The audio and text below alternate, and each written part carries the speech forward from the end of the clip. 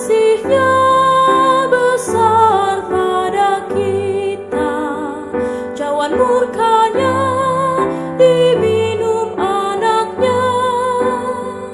Belenggu dosa tiada lagi kuasanya, terbukalah jalan selamat jiwa kita. Puji syukurku menyembah-Mu, dari kemuliaan-Mu Tuhan Kau memanggilku. Genapkanlah rencana-Mu Tuhan, pimpinlah hidupku.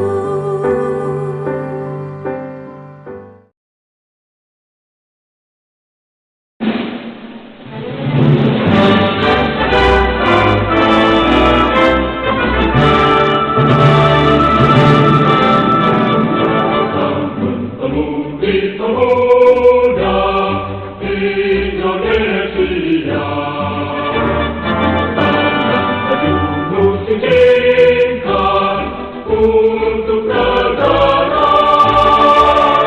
Pantang yang akan datang, kewajiban murah menjadi tanggunganmu terhadap dosa, menjadi tanggunganmu terhadap dosa.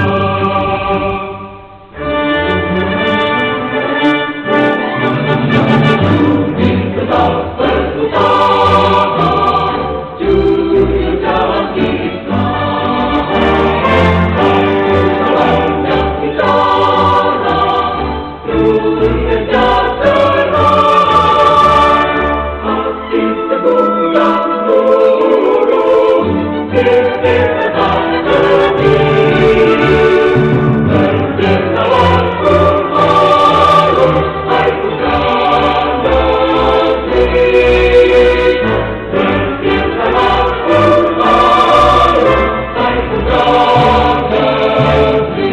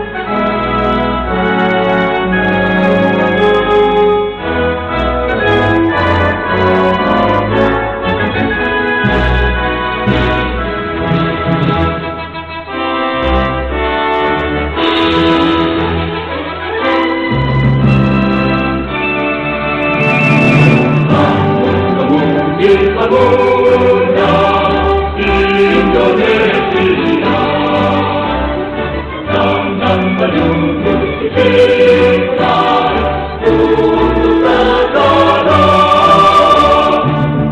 Masa yang akan datang, kewajiban murah menjadi tanggunganmu terhadap dosa, menjadi tanggunganmu terhadap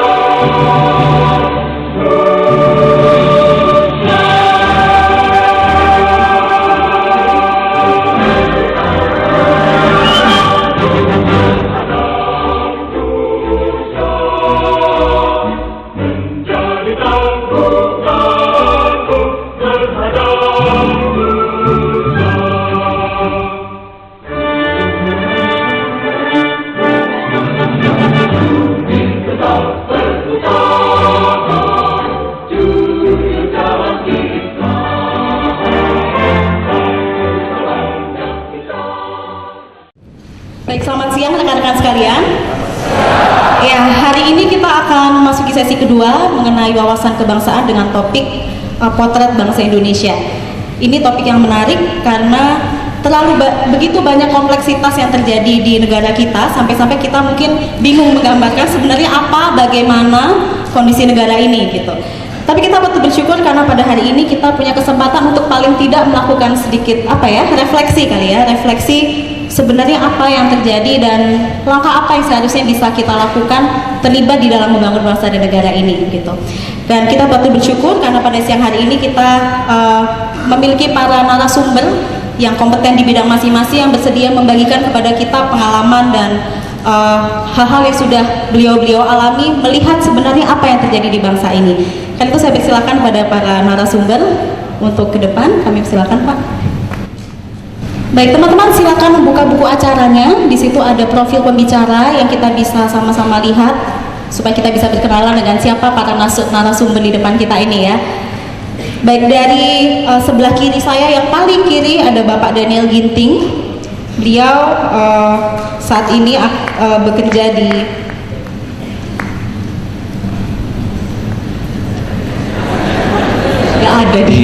Ginting dan Rekso Diputro. Oh iya, Ginting Rekso Diputro. Baik, terima kasih Pak, di law firm ya Pak ya. Baik, Pak Daniel Ginting adalah alumni dari Universitas Indonesia. Beliau menempuh pendidikan lanjutan di University of Chicago Law School. Kemudian saat ini aktif sebagai di pelayanan di BPC Perkantas Jakarta dan aktif dan berjemaat di POUK Dian Kasih Cimanggis gitu. Oh, ternyata di buku acara ada juga pekerjaan beliau aktif sebagai founder managing partner Ginting Rekso Diputro Law Firm. Kemudian di sebelah Bapak Daniel Ginting ada Bapak Peter Jacobs. Teman-teman bisa lihat di halaman 92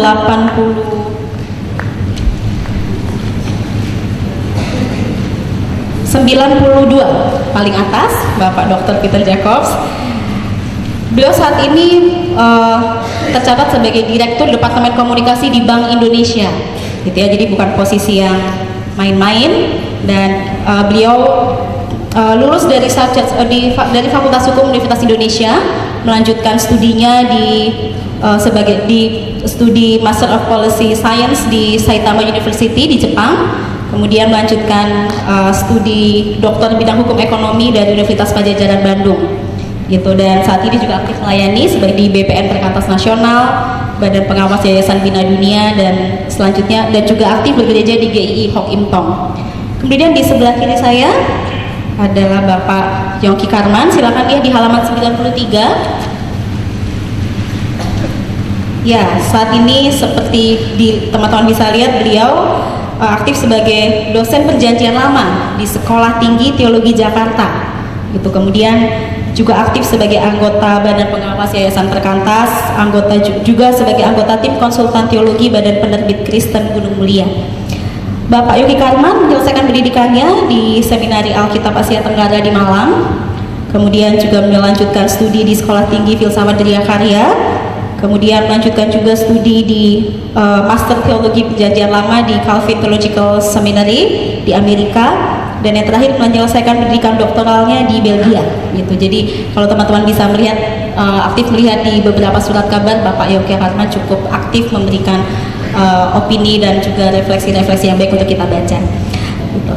Baik, jadi kita akan mulai menyimak paparan dari para narasumber. Yang pertama mungkin bisa dari Bapak Daniel. Silakan ya. Baik, terima kasih. 15 menit ya Pak. Ya, 15 menit mudah-mudahan. Saya memakai 15 menitnya sebagian besarnya untuk membaca Lukas 10 ayat 25 sampai 37. Jadi teman-teman buka Lukas 10. Perikop yang sangat sering kita baca, ya, orang Samaria yang murah hati gitu. Nanti teman-teman kalau punya waktu baca tulisan saya ya, di buku acara. Mudah-mudahan sudah dibaca. Sebetulnya kalau sudah dibaca, sudah selesai, kita tinggal tanya jawab. Tapi untuk memastikan itu akan dibaca, saya akan baca lagi gitu. Saya akan baca, nanti teman-teman dengarkan saja ya. Lukas 10 ayat 25 sampai 37. Pada suatu kali berdirilah seorang ahli Taurat untuk mencoba Yesus. Katanya, Guru, apa yang harus kuperbuat untuk memperoleh hidup yang kekal? Ini yang nanya, ini orang pinter ya, ahli Taurat. Dia nanya Yesus, sudah disebutkan untuk mencobai. Jawab Yesus kepadanya, apa yang tertulis dalam hukum Taurat? Apa yang kau baca di sana? Yesus juga udah tahu apa yang menurut lu apa sebetulnya, yang lu tahu apa, gitu ya. Lalu dijawab orang itu, kasihilah Tuhan Allahmu dengan segenap hatimu dan dengan segenap jiwamu dan dengan segenap kekuatanmu dan dengan segenap akal budimu, dan kasihilah sesamamu manusia seperti dirimu sendiri. Jadi memang tahu, dia sudah tahu jawabannya, dia sudah tahu apa yang dia mau tanyakan, dan dia sudah tahu apa jawabannya. Itu pertanyaan apa itu namanya? Pertanyaan apa? Ada kan, dalam bahasa Indonesia kan ada jenis pertanyaan yang tidak butuh jawaban, gitu ya. Kata Yesus kepadanya, jawabmu itu benar, perbuatlah demikian maka engkau akan hidup. Tetapi untuk membenarkan dirinya, orang itu berkata kepada Yesus, dan siapakah sesamaku manusia? Ya, tadi udah ngomong dia, terus ditanya lagi, siapakah sesamaku manusia? Pura-pura lagi gak tahu, gitu ya. Jawab Yesus, adalah seorang yang turun dari Yerusalem ke Yeriko. Ia jatuh ke tangan penyamun-penyamun yang bukan saja merampoknya habis-habisan, tetapi yang juga memukulnya, dan yang sesudah itu pergi meninggalkannya setengah mati. Jadi udah dirampok, dipukulin, ditendang-tendang kali ya, di sini nggak ditulis kali, ditendang-tendang dan ditinggalkan setengah mati. Kebetulan ada seorang imam, jadi imam ini yang ini tokoh yang pertama, ada seorang imam turun melalui jalan itu. Ia melihat orang itu, imam melihat orang yang dirampok, tetapi ia melewatinya dari seberang jalan. Jadi dia mengambil jalan yang lain, tetapi sambil melihat, hanya melihat, lewat, lewat terus. Demikian juga seorang Lewi datang ke tempat itu. Tokoh kedua, ada orang Lewi, ada orang-orang yang sangat dihargai secara tradisional dari suku Israel. Datang ke tempat itu. Ketika ia melihat orang itu, ia melewatinya dari seberang jalan. Sama juga, dia melihat, lewat lagi dari seberang jalan. Lalu datang seorang Samaria yang sedang dalam perjalanan ke tempat itu, dan ketika ia melihat orang itu, tergeraklah hatinya oleh belas kasihan. Teman-teman tahu, orang Samaria sangat dibenci oleh orang Yahudi, dan mereka tidak ngomongan, gitu ya. Ada beberapa perikop dalam Alkitab yang menceritakan tentang Samaria. Ia pergi kepadanya lalu membalut luka-lukanya. Jadi dia, ini tokoh ketiga ini berbeda. Dia tidak hanya melihat dan lewat dari seberang jalan, tapi ia menghampiri. Dan tidak hanya menghampiri, ia membalut luka-lukanya. Sesudah ia menyiraminya dengan minyak dan anggur, kemudian ia menaikkan orang itu ke atas keledai tunggangannya sendiri, lalu membawanya ke tempat penginapan dan merawatnya. Kira-kira dalam konteks sekarang, dia turun dari mobilnya, dia rawat, dia beri perawatan, naikkan ke mobil, lalu dibawa ke rumah sakit atau ke hotel atau ke rumahnya, kayak gitu ya. Jadi ada yang dia lakukan, gitu ya. Keesokan harinya ia menyerahkan 2 dinar kepada pemilik penginapan itu. Katanya, rawatlah dia, dan jika kau belanjakan lebih dari itu, aku akan menggantikannya waktu aku kembali. Jadi kira-kira kalau sekarang itu saya kasih giro kosong, cek. Jadi berapapun biayanya, isi, nanti kasih tahu saya. Atau ini kartu kredit saya buka open, berapapun biayanya, nanti kasih ke saya, ya, saya akan bayarin. Siapakah di antara ketiga orang ini menurut pendapatmu adalah sesama manusia dari orang yang jatuh ke tangan penyamun itu? Jawab orang itu, ini menarik ya, ini jawabnya ini menarik. Jawab orang itu, orang yang telah menunjukkan belas kasihan kepadanya. Dia nggak ngomong, kenapa dia jawabnya kenapa panjang-panjang begini?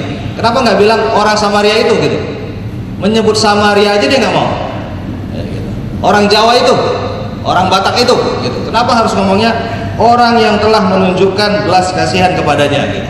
Panjang-panjang kali ngomongnya. Gitu. Kata Yesus kepadanya, pergilah dan perbuatlah demikian. Nah, saya waktu membaca bagian firman ini lalu teringat bangsa Indonesia. Sesungguhnya bangsa Indonesia ini nasibnya tidak jauh berbeda dengan orang yang habis dirampok, dipukul-pukulin, dihabisin, dan ditinggalkan setengah mati. Nah, sekarang kita mau melihat kita itu ada di mana, tokoh kita, diri kita itu dalam beberapa figur yang ada di sini, dalam perikop sini kita ada di mana. Mudah-mudahan ya gitu ya. Kita bukan orang yang merampok, bukan orang yang mukul-mukulin, dan bukan orang yang meninggalkan setengah mati. Mudah-mudahan kita hampir-hampir seperti imam. Gitu. Saya tidak bilang kita seperti imam ya, kita imamnya gitu ya, bukan tokoh imamnya. Mudah-mudahan kita hampir-hampir seperti orang Lewi. Ini apa maksudnya bang? Iya, kita sudah tahu bangsa kita ini bangsa yang sudah dirampok, dipukulin, habis-habisin dipukulin, tapi kita nggak berbuat apa-apa. Kita hanya melihat, mungkin juga nggak kasihan, cuma mau tahu, oh iya bener dirampok, gitu ya. Oh bener, habis, kesian tuh orang, kesian aja, kesian tidak dengan perasaan ya. Kesian hanya sampai kepada perkataan, tidak sampai kepada perasaan. Nah, tetapi sebenarnya banyak hal yang kita buat untuk bangsa ini. Kita bisa berperan seperti orang Samaria ini.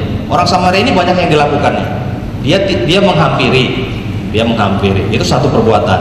Dia membasuh lukanya, dia mengobati, itu dua perbuatan. Dia membawa, gitu ya, tiga perbuatan.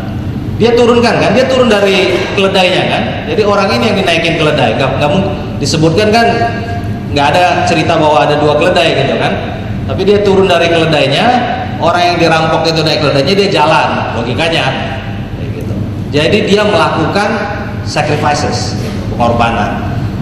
Yang ketiga, dia juga keempat, dia mengeluarkan lebih dari itu. Dia mengeluarkan materi dan sebagainya.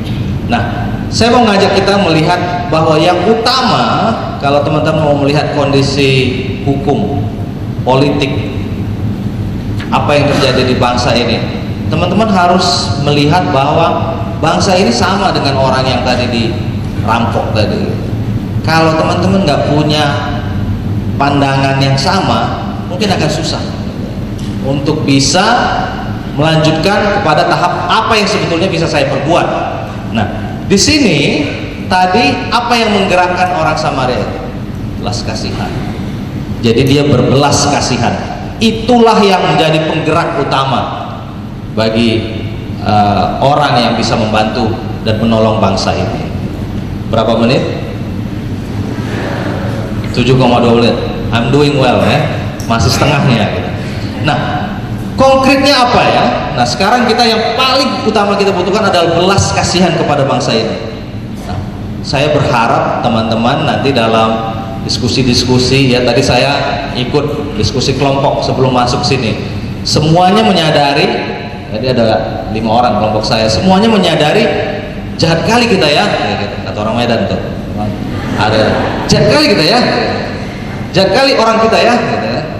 Kan ada orangnya gitu kan. Jahat kali kita ya. Tuhan yang sudah memberikan janjinya, Tuhan yang memberi covenants-nya, kita selalu hianati. Ya, kita tidak melakukan janjinya. Nah, itu jadi teman-teman, itu merupakan suatu awal yang baik untuk menyadari bahwa kita itu adalah orang yang berdosa. Gitu ya. Walaupun kemudian tadi dalam pembicaraan saya bersyukur, berterima kasih, teman-teman juga menyadari bahwa pengampunan dosa, yaitu anugerah Yesus itu sempurna pada diri kita untuk memulihkan kita. Nah, dari sini teman-teman harus punya rasa bahwa saya memang orang yang sangat bersyukur bisa ditebus kembali, itu dipulihkan oleh keselamatan yang diberikan Yesus.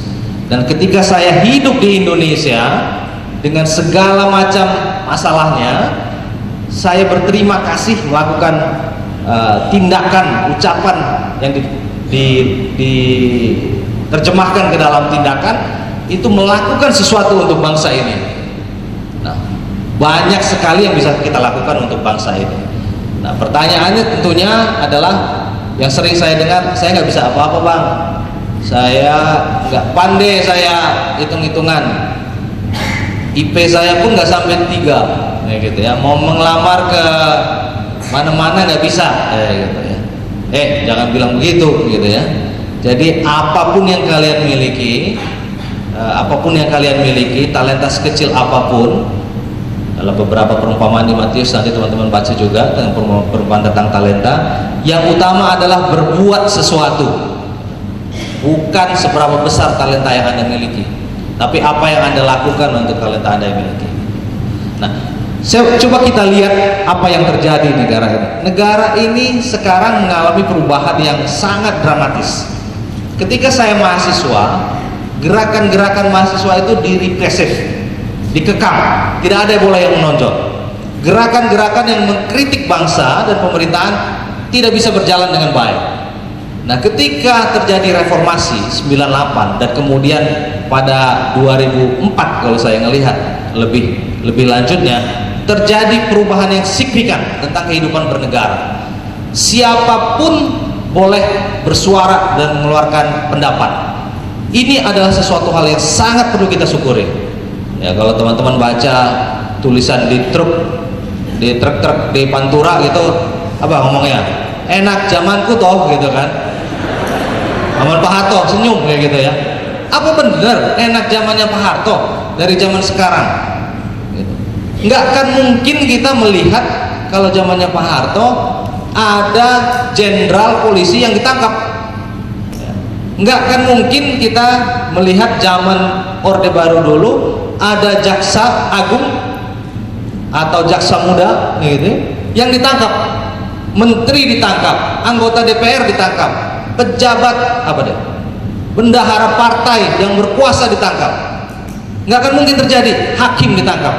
Yang mungkin terjadi adalah di Petrus ya, zaman tahun berapa tuh, tahun 80-an masih apa yang macam-macam di Petrus saja gitu. Saya lihat itu dulu jalan di Cibubur itu bisa ketemu itu pinggir-pinggir jalan orang yang habis di Petrus, penembak misterius ya.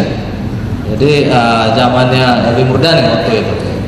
Nah, nggak ada yang bisa bersuara. Nah, zaman yang berubah ini yang harus kita juga manfaatkan. Banyak sekali yang kita bisa lakukan. Masalahnya kita selalu adalah kita terlalu asik dengan diri kita sendiri sehingga lupa terhadap tanggung jawab kita kepada negara.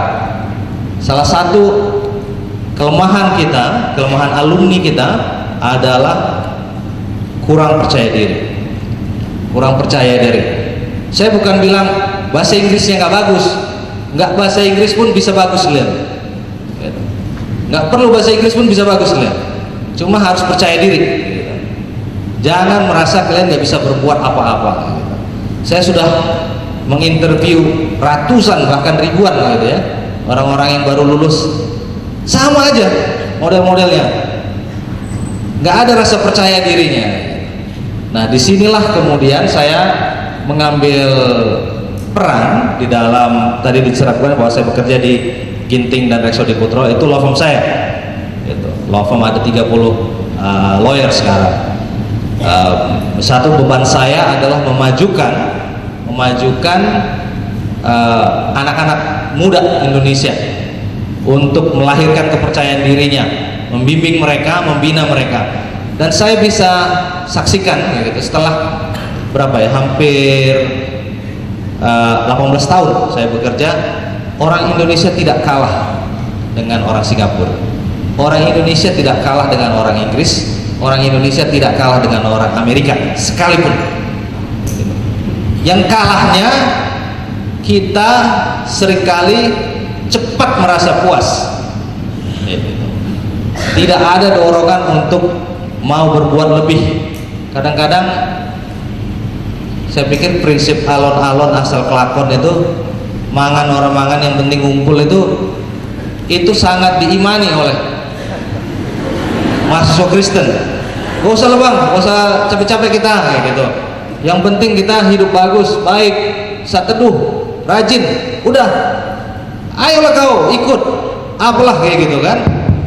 Gak usah lah bang, nanti aku nggak bisa melayani kalau ikut Pak, kegiatan itu. Bapak. Tinggal 30 menit lagi ya, 30 detik. Jadi demikian. Jadi mudah-mudahan dalam tanya jawab kita bisa berdiskusi lagi. Teman-teman kalau punya concern apa tentang kehidupan berbangsa dan bernegara, mungkin nanti kita bisa lanjutkan dalam tanya jawab. Terima kasih. Terima kasih. Satu hal yang menarik yang disampaikan oleh Bapak Daniel tadi adalah dasar dari kita mau peduli pada bangsa negara ini adalah ketika kita punya belas kasihan gitu. Dan memang sangat sulit terlupanya dan itu merupakan suatu tantangan bagi generasi kita saat ini, terutama yang menjadi peka dengan sesama, karena di mana kondisi berbagai macam kondisi yang mendukung kita menjadi semakin individualis, semakin tinggi gitu. Sifat dan sikap yang apatis semakin